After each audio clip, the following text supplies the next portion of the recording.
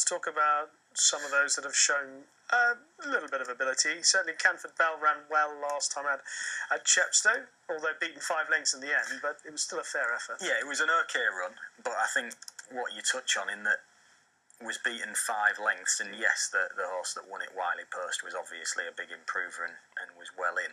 Yeah. But I think generally that race wasn't a strong race. Yeah. And she only scrambled home for second. Well, she's 10 to 1, and Valiant Faith, who was also in that race, there is number 8, Canford Bell. Valiant Faith is about 25 to 1.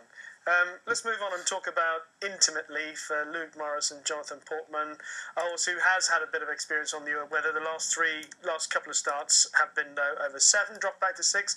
Positive? Yeah, I think he's the right second favourite. I would say that the drop back to 6 is... I can see why they're doing it, because he's travelled well through each of his handicap starts so far, and was probably a little bit too far back at Wolves last time out, not well positioned, and didn't really have much chance from where he ended up. So he travels well enough to think that dropping back to 6 won't be a problem. So far he's only raced at 5 and 7, so it's the first time that he's tried this distance. Okay. Some of the others with bigger prices. I mean, Zeeby from Lady Cecil's stable is having her 4th start. Showed little bits of ability. The Nottingham run I thought wasn't too bad, especially given that she was hampered early on. She ran back over 5 on her next start at Chelmsford. I thought back up to 6 again might be in her favour. Yeah, I think 6 will suit her better than 5. I thought she was just a little bit outpaced when the tempo properly wound up over 5 at Chelmsford last time out. Yeah. And probably the most promising of her 3 runs to date was that Nottingham run, where, as you say, she got a bump early doors and ended up on the back foot, was still very green, and I think she's the sort that will improve in nurseries, and she's obviously got a very low mark of 57. If anything, on what she's actually achieved on the form book, 57 would be high enough. Yeah. But, we know with these 2-year-olds that move into this low grade, they can leave their previous efforts behind, and she's one of a few handicap debutants in the field. I think the fact there's not a lot of money behind any of the handicap debutants sort of speaks volumes, doesn't it, a little bit, and underlines the fact that Chief Entertainer, the obvious standard setter, will probably take quite a lot of beating. Yeah. I think that is a fair assessment, looking at the market at least. Eglantine Dream for Roger Charlton. I mean, that's enough to catch your attention in any regard. And another horse who has shown a limited amount of promise in last 2 nurseries. Yeah, well, I suspect she's disappointed connections a little bit. She went off 8 to 1 for her debut, and she shaped quite well first time up at Bath. And then she was sent off 5 to 2 next time out, and just didn't build on her debut, and ever since then she's been going the wrong way.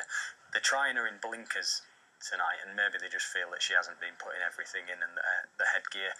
It's something that could have a positive effect, isn't it, Rishi? And bearing in mind she showed that promise on her debut, it would be very belated if she built on it tonight, but the blinkers offer a reason why she might get herself back on track. You look at these stables and horses that have run 3 times in a maiden, they drop into a nursery. You want to be encouraged by some movement in the market as well as anything else. Yes, you do, and usually you would get that, wouldn't you, to some extent, whereas the market really is nothing.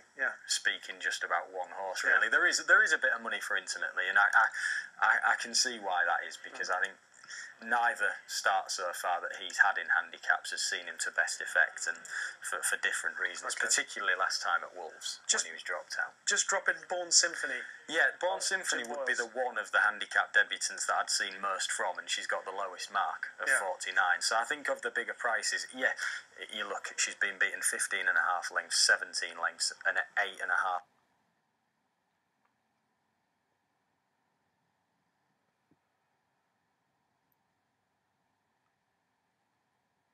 Tank, even though she finished last. And I think, although she's got a mark of 49, it's a very, very low base to be starting from. On breeding, she should be better than that. And I do have a bit of time for Jim Boyle as well. I think he's a good trainer. Very good trainer. And this sort of grade of handicap is where he deals, really, isn't it? And he does well. It might be completely pointless to make this, but the 3 starts Born Symphony has run has all been won by horses called Dream. Dreamer, Dream Island, Dream Destination. 4th start with the name Dream in it, and that's Eglantine Dream. That's it. So there's Roger Charlton winner. Yeah, there's my theory for this race. No, I do think I expect Chief Entertainer to win. To be honest, I think as long as he doesn't bounce on the back of that Catterick run, which there's no reason to think that he will, I think a similar level of performance would make him very hard to beat. The even money for Chief Entertainer, 13-2, Intimately, Canford Bell, 10s, Eglantine Dream, 10s, 14-1. Bar those.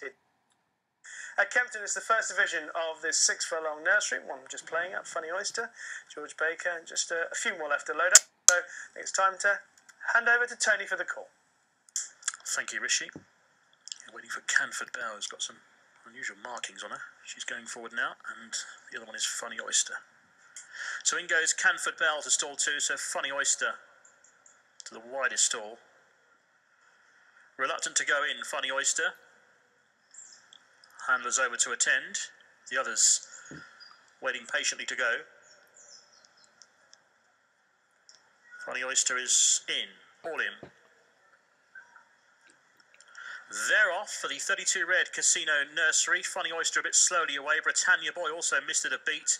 Good start in the centre, Eglantine Dream, also Valiant Faith. Chief Entertainer is handy, and coming across from a wide draw is to come and take over. So Ken Stone will head them off at the pass here to Eglantine Dream in second. Racing in third on the inside is Leitrim Traveller. In fourth place, enough Chief Entertainer. A length and a half ahead of Canford Bell, who's racing further back with Valiant Faith. Behind those, another one of the greys. That is ZB, who's racing company with Mickey Terry in a maroon jacket.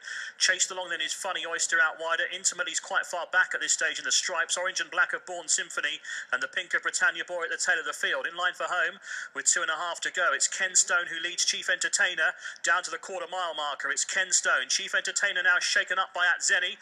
Is coming home strongly though. Out wider Canford Bell is also picking up well the yellow cap. Here comes Canford Bell to lay it down to Ken Stone. Chief Entertainer's got to raise its game. It's Canford Bell near side who struck the front furlong, and she's accelerating away here. Canford Bell pulling 3 lengths ahead now. To in second place is Ken Stone, staying on Intimately when it's all over, but it's Canford Bell's day. She wins. Quite close for second, maybe just Ken Stone ahead of Intimately. He did all of his best work late on, and they were clear of Mickey Terry, and then came Leitrim Traveller.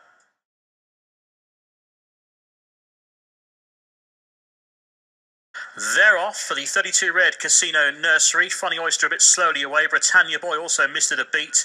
Good start in the centre, Eglantine Dream, also Valiant Faith. Chief Entertainer is handy, and coming across from a wide draw is to come and take over. So Ken Stone will head them off at the pass here to Eglantine Dream in second.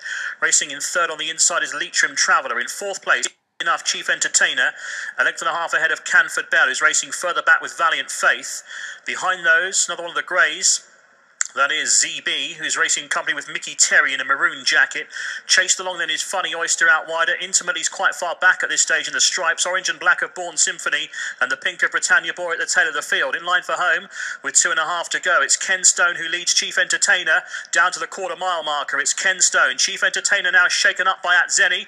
Is coming home strongly though. Out wider Canford Bell is also picking up well the yellow cap. Here comes Canford Bell to lay it down to Ken Stone. Chief Entertainer's got to raise its game. It's Canford Bell near side who struck the front furlong, and she's accelerating away here. Canford Bell pulling 3 lengths ahead now. To in second place is Ken Stone, staying on Intimately when it's all over, but it's Canford Bell's day. She wins.